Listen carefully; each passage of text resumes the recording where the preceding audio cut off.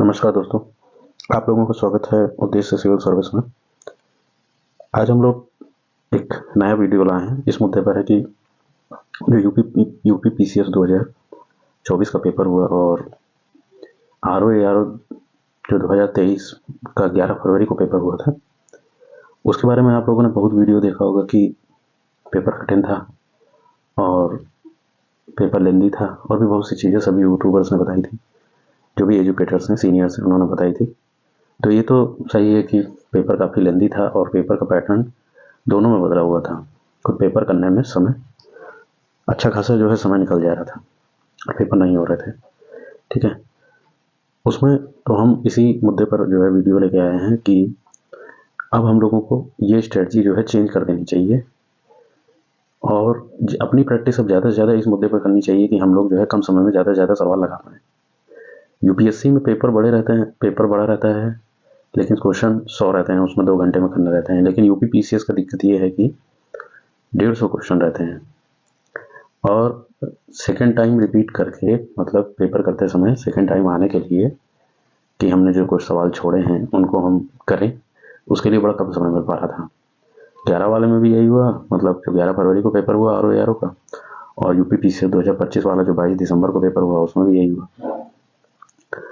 तो हम लोग चीज़ों को 1 बाय 1 देख लेते हैं।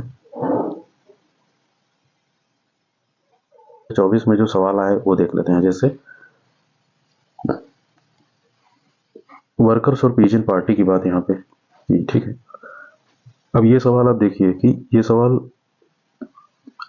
इस तरह के सवाल आते थे, लेकिन कितना बड़ा है, समय निकल जाएगा, फिर आपको इसमें सोचना भी है क्या था क्या नहीं था।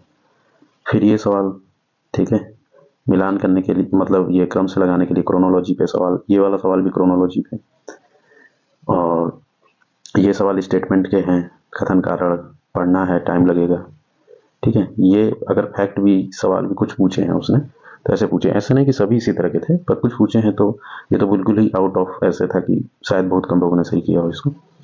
फिर इसमें भी करंट का ये सवाल था, फातिमा बीबी, मूर्ति फातिमा बीबी के बारे में पूछा था। पहली महिला न्यायाधीश थी, केरल राज्य में थी, उच्चतम न्यायालय पहुंचने वाली पहली मुस्लिम महिला थी। तो इस तरह के सवाल में भी आपको थोड़ा सा ठहर के पढ़ना पड़ेगा, दिमाग लगाना पड़ेगा। ये सवाल तो बिल्कुल ही सबकी मृत्यु ही पूछ लिया था, इसमें शायद 1-2 की मृत्यु को छोड़ करके कोई की भी मृत्यु देता नहीं है अमूमन, आमतौर पर, लेकिन पूछा था उसने। तो इस तरह के सवाल आए थे और भी इस तरह के बहुत से सवाल थे जो बहुत सरल थे, लेकिन मैं अमूमन मानता हूँ कि 100 सवाल 120 सवाल ऐसे थे जो जिनको पढ़ने में टाइम लग रहा था, अच्छा खासा टाइम लग रहा था, 2-2 मिनट से ज़्यादा जा रहे थे सवाल में, और हमें दिमाग लगाना पड़ रहा था कि ठहरना पड़ रहा था उन सवालों में, आपको कैसे अप्रोच सही करनी है। तो अब जो है, और इसमें यह है कि आरओ का जो पेपर हुआ था, अब देखिए 2 कथन वाले प्रश्न 40 थे, कथन कारण वाले 22 थे, सूची मिलान वाले 22 थे, काल क्रमानुसार 14 थे, वन लाइनर 31 थे केवल, ठीक है, मैथ रीजनिंग सहित, और 6 और 5, मतलब इस तरह के सवाल थे। अब आप देखिए 100 सवाल तो बड़े बड़े थे ही, अच्छे खासे इनमें समय जाना था। तो अब बड़े सवालों की प्रवृत्तियाँ बढ़ रही है, और ऐसा नहीं कि पेपर बहुत कठिन हो गया था, पेपर तो कठिन था, ठीक है। आप करंट अफेयर्स देख लीजिए, सीधे डेट पूछ लेना, ये कठिन था, और भी चीज़ें थी जो सबको पता है कि कैसे। अब ये है कि इस मुकाबले में एक सवाल ये सबसे बड़ा उठता है कि क्या हम लोगों को घटना चक्र छोड़ देना चाहिए या लूसेंट जो है छोड़ देनी चाहिए। तो देखिए, लूसेंट और घटना चक्र जो है, लूसेंट जो बुक है वो अपने आप में फैक्चुअल बुक है पूरी तरह से, ठीक है। फैक्ट का अगर आपको 30-40 फैक्ट अगर देखने हैं तो लूसेंट में तो मिल ही जाता है, बहुत से सवाल थे लूसेंट से कवर हो जाएंगे। तो लूसेंट का पर्पज ऐसा था कि आपको फैक्ट की बेस पे मजबूत कर सकें। बुक होती हैं। घटना चक्र की बुक तो देखिए बहुत ज़्यादा इंपॉर्टेंट होती है। इंपॉर्टेंट इसलिए बोलूँगा क्योंकि ये पीवाईक्यू को बहुत डिटेल में एनालिसिस करती हैं, ठीक है। पीवाईक्यू को डिटेल में एनालिसिस करने के लिए और कोई दूसरा संसाधन उस तरह का है नहीं जैसे कि घटना चक्र है। तो किसी भी नोट्स को, जो आपके प्रॉपर नोट्स होंगे अपने, उसको लूसेंट के साथ जोड़ के पढ़ेंगे तो निश्चित रूप से फायदा मिलता है। और जिस तरह से सवालों की प्रवृत्ति जिस तरह की रही है, ऐसा नहीं कि बहुत नए सवाल थे, सवाल वही थे, पूछने का तरीका थोड़ा चेंज हुआ, हमें भी उस तरीके में चेंज करना पड़ेगा, ज़्यादा से ज़्यादा मॉक टेस्ट लगाने पड़ेंगे। अब जो है, जो हमें ज़्यादा से ज़्यादा मॉक टेस्ट लगा के अपनी प्रैक्टिस बनाने का है कि हम ज़्यादा से ज़्यादा सवालों को कम समय में कर पाएँ।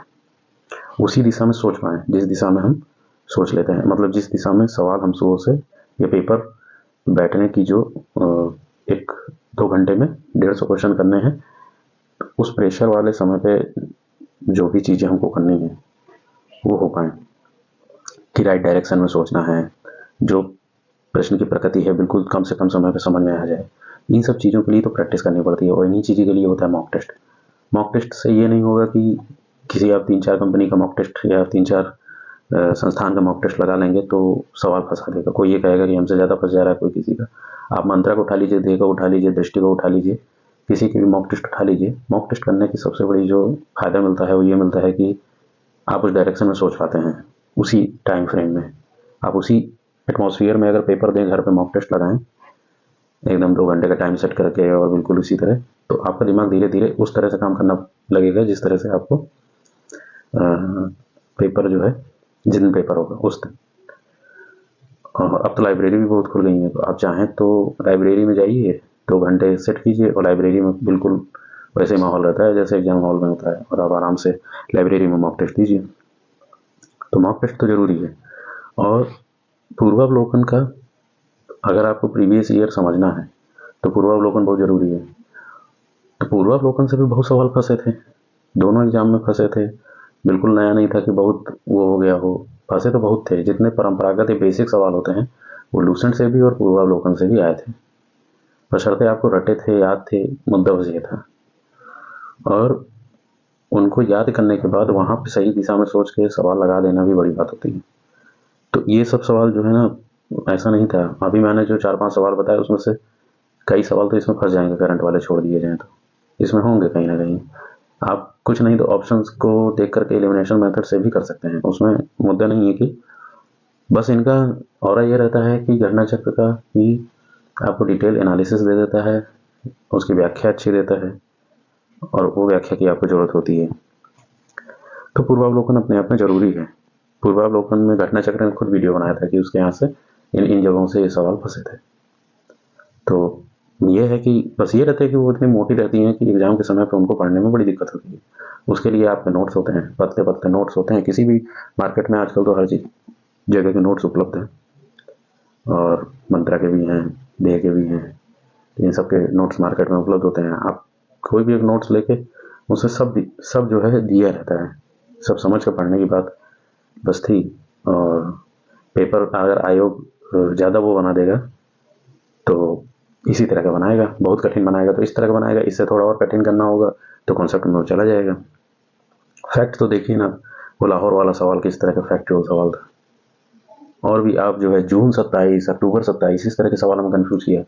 हम लोगों में ये है कि बहुत महीना, बहुत डेट कौन याद रखता है। बहुत सारी क्रोनोलॉजी के सवाल है ना, योजनाओं की क्रोनोलॉजी आप करंट में पूछा है, और योजनाओं की क्रोनोलॉजी पे तो 3-4 सवाल थे।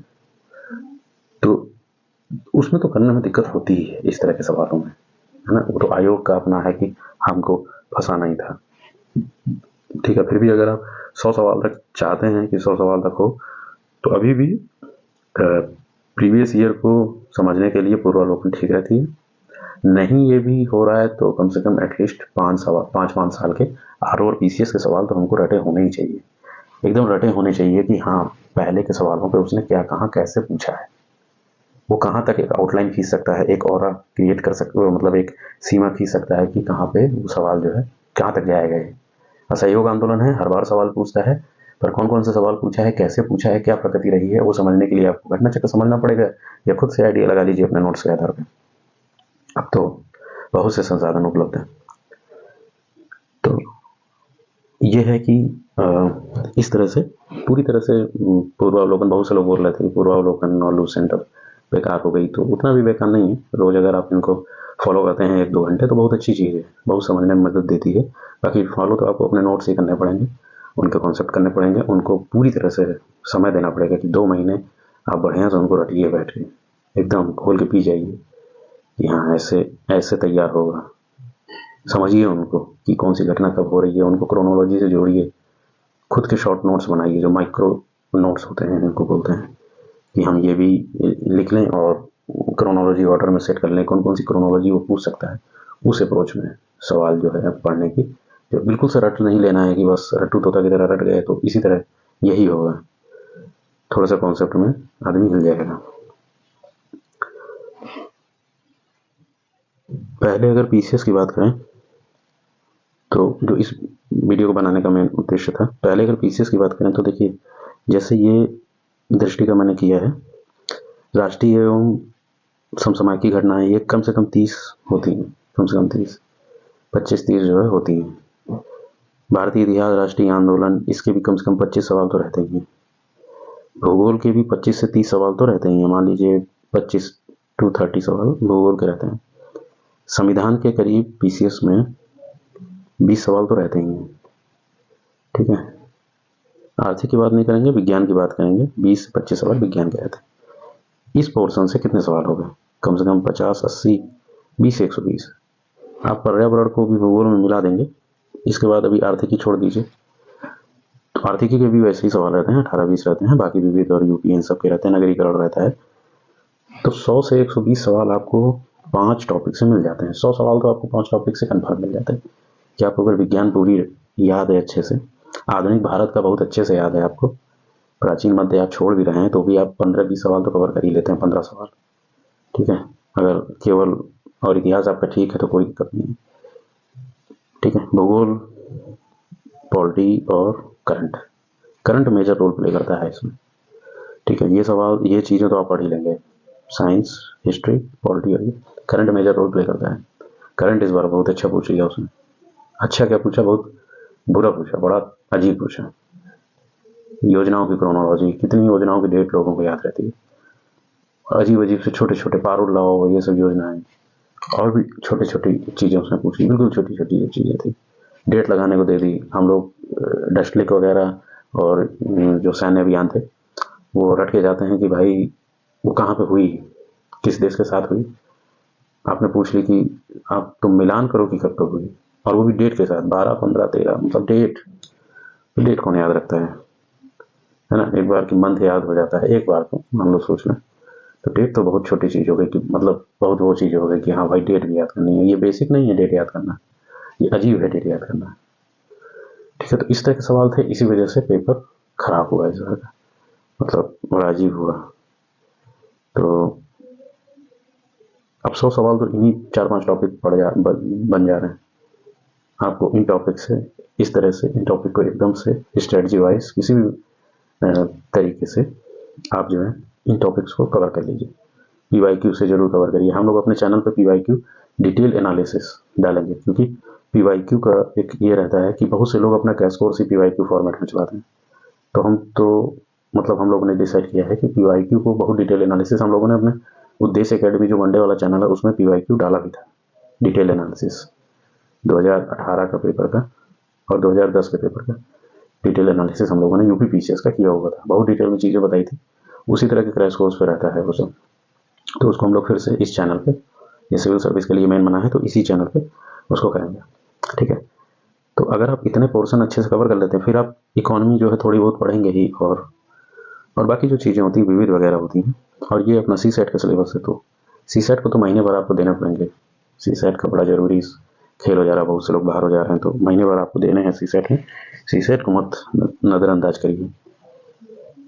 आप कोई भी हिंदी वगैरह उसको मजबूत करिए, उसकी हिंदी मजबूत करिए या कुछ भी, और फिर जो है सी सेट पे मैथ वगैरह थोड़ा बहुत लगा लीजिए। आजकल तो शॉर्ट कोर्स यूट्यूब पे बहुत उपलब्ध है, उस पर लगा लीजिए, फ्री में उपलब्ध है। फिर उसको जो है तो देखिए, आर ओ का 17, 21 और 23, इन तीन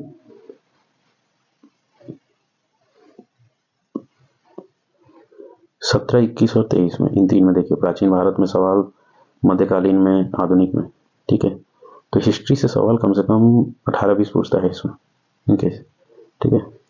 और फिर इसके बाद भूगोल में सवाल देखिए, भूगोल में कम से करीब 30 पूछ रहा है, अगर पर्यावरण को मिला दिया जाए तो करीब 30 पहुंच जा रहा है। राज व्यवस्था में इसमें कम पूछता है। अर्थव्यवस्था में भी देखिए 15-15 करीब पूछता है, ये नगरीकरण है। फिर भौतिक विज्ञान, जीव विज्ञान में देखिए, विज्ञान प्रौद्योगिकी तो 23 में पूछा ही नहीं है, जो भी पेपर हुआ था जो कैंसिल हो गया। फिर मैथ के और रीजनिंग के सवाल रहते हैं, 15 हर बार, ठीक है। देख रहे दोनों मिला के 15 रहते ही हैं। और फिर यूपी स्पेशल का पोर्शन और करंट का पोर्शन आप देखिए ज़्यादा रहता है। तो इस तरह से बांटा हुआ है आरओ में। तो आरओ में आप देख लीजिए, कृषि आरओ में बड़ा इंपॉर्टेंट है। कृषि से सवाल बहुत पूछते हैं आप। केवल कृषि के जो टॉपिक हैं जैसे मिट्टी है, फसलें हैं और फसलों के रोग हैं, मतलब मिट्टी और फसलों से संबंधित जितने भी पोर्शन हैं वो अगर आप तैयार कर लेते हैं तो आप काफ़ी कुछ तैयार कर ले जाएंगे कृषि में। और अब आरओ का पेपर भी देखिए उसने, तो यूपीपीसीएस ये जो है लेके आया था, उसने अपना आरओ के पेपर लेने का जो तरीका था वो चेंज किया था। ये उस वही है कि 200 क्वेश्चन 3 घंटे में दोनों पेपर को मिला दिया था, हिंदी का और जीएस का पेपर। तो ये तो देखा ही होगा आप लोगों ने, बस देखें तो हम लोगों ने देखा ही, सामान्य विज्ञान, इतिहास, ये सब आता ही है, ठीक है। कृषि इसमें देखिए लिख के दिया है। हिंदी का जो पोर्शन आता है उसमें विलोम है, वर्तनी है, अनेक शब्द हैं, तत्सम, तद्भव, विशेषण, पर्यायवाची। अगर आप सिर्फ पीवाईक्यू रट के जाते हैं तो उनमें से भी आप 40 से 50 क्वेश्चन तो आप कर ही देंगे सही, सिर्फ पीवाईक्यू रट के जाते हैं 10 साल का। लेकिन इतने से काम होगा नहीं, आपको कम से कम करने हैं 55 क्वेश्चन सही करने हैं। तो आपको उसके साथ घटना चक्र देख लेना है, या एक सोर्स घटना चक्र देख लीजिए, डिकोड वाली आती है, डिकोड वाली देख लीजिए, कोई भी एक सोर्स उठा के उसको रट डालिए, बिल्कुल रट डालिए, बिल्कुल मतलब याद होनी चाहिए, जेन्युइन याद होनी चाहिए। तो आप जो है हिंदी में कर ले जाएंगे। हिंदी स्पष्ट है कि सरल है, 55 क्वेश्चन लाना, 55, 50, 55 तक लाना सरल है, लेकिन 55 के बाद एक एक सवाल के लिए आपको मेहनत करनी पड़ेगी, या 50 के बाद एक एक सवाल के लिए आपको मेहनत करनी पड़ेगी हिंदी के पेपर में। क्योंकि कितना भी सरल पेपर हो, कुछ ना कुछ गलती 3-4 की हो ही जाती है, कितना भी सरल हिंदी बनाते हैं। लेकिन बहुत टॉपर लड़के हैं वो 60 में 60 मार देते हैं। तो आपको वो प्रैक्टिस भी करनी है कि बहुत अच्छा भी करना है उनको। 57-58 तो कम से कम रहे, 55 से 58 के बीच में तो कम से कम रहे, उस तरह का। हम लोग क्या सोच रहे हैं कि हिंदी में जो पीवाईक्यू है, पीवाईक्यू के वीडियो विलोम का अलग, वर्तनी के, तत्सम, तद्भव, शब्द अनेक वाले, विशेषण वाले, पर्यायवाची वाले 6 वीडियो में बना के अपने चैनल पर डालेंगे। आप लोग उन्हें देखिएगा जरूर। इस चैनल को भी सब्सक्राइब करिएगा ज़्यादा से ज़्यादा, उससे हिंदी में तो फ़ायदा हो जाएगा। कम से कम हम कोशिश करेंगे कि पहले पीवाईक्यू वाला इतना पोर्शन कवर करें, क्योंकि पीवाईक्यू की डिटेल एनालिसिस बड़ी ज़रूरी होती है। तो हिंदी के भी हमने बना के डालने का सोचा है। तो आप ये देखिए कि 25 का पेपर हो यूपीपीसीएस का, जो लोग 2025 में देंगे, और आरओ जो 2023 में देंगे। अभी डेट कैलेंडर आया नहीं है, तो डेट के बारे में कुछ भी कहना सही नहीं है। बहुत से इंसाइडर्स हैं जो सूचना देते रहते हैं, उनकी बात है अपनी। कुछ भी हो, दोनों एग्जाम करीब करीब मई जून में तो जाएगा ही, मई जून तक जाएगा ही। तो आपके पास समय है यूपीपीसीएस 2025 को भी तैयार करने का, और आरओ 23 वाले को भी। आरओ में गला काट स्पर्धा है इस बार, बहुत लोग हैं, बहुत मेहनत से पढ़ रहे हैं, बहुत अच्छा टफ कंपटीशन होगा आरओ में। पिछली बार ही 130-132 के करीब जनरल मेरिट गई थी, तो उसी के आसपास तो इस साल मानिए ही कि उससे ज़्यादा ही रहने वाली है, ठीक है। तो उसके लिए आपको ना बहुत ही होशियारी से, बहुत ही स्ट्रेटजी के साथ अपनी तैयारी करनी है। हिंदी कवर करना है, सारे जीएस के पोर्शन कवर करना है, अच्छे से कवर करना है, कम समय में ज़्यादा से ज़्यादा सवालों को लगाना है। घटना चक्र और लूसेंट बर्बाद नहीं है, जो लोग उन्हें पढ़ रहे हैं उनको पढ़ते रहें, जो नहीं पढ़ रहे हैं कोई बात नहीं है, दूसरी चीज़ देखें, लेकिन कम से कम पीवाईक्यू का एनालिसिस जरूर रखें। पीवाईक्यू का एनालिसिस घटना चक्र अच्छा देता है, इसलिए घटना चक्र का नाम लिया जाता है। घटना चक्र कोई बुक नहीं है, सबसे बड़ी बात की बुक नहीं है कि आप पढ़ेंगे तो पूरा टॉपिक के लिए आपको दूसरी चीज़ें अपने मटेरियल लेने पड़ेंगे, है ना। तो अभी समय है, तो अभी भी चाहे तो आप कोई भी मटेरियल जो आप यूज करते हैं, जो सोर्स वही रखिएगा, जो आप पढ़ते हैं एक ही रखिएगा। पीवाईक्यू के लिए घटना चक्र हो गई, या अपना खुद से आपने मटेरियल 5 साल का तैयार किया हो, वो भी पर्याप्त रहता है। जो आपने 5 साल का डिटेल एनालिसिस किया हो, हम लोग कराएंगे ही इस पर, तो वो भी बढ़िया रहता है, पर्याप्त रहता है। यूपीपीसीएस 2025 और आरओ 2023 के लिए यही चीज़ें, मतलब जो लूसेंट पढ़ रहे हैं पढ़ते रहें, जो अपना घटना चक्र पढ़ रहे हैं बहुत बढ़िया है, घटना चक्र पढ़ें और अपने सोर्स पे ही फोकस रहें। और पेपर से ये देख लेना कि कहाँ से क्या सवाल आया था, और हम क्या वो चीज़ नहीं पढ़े थे, पढ़े रहे होंगे, याद नहीं रहा होगा, यही चीज़ तो होती है एग्जाम में।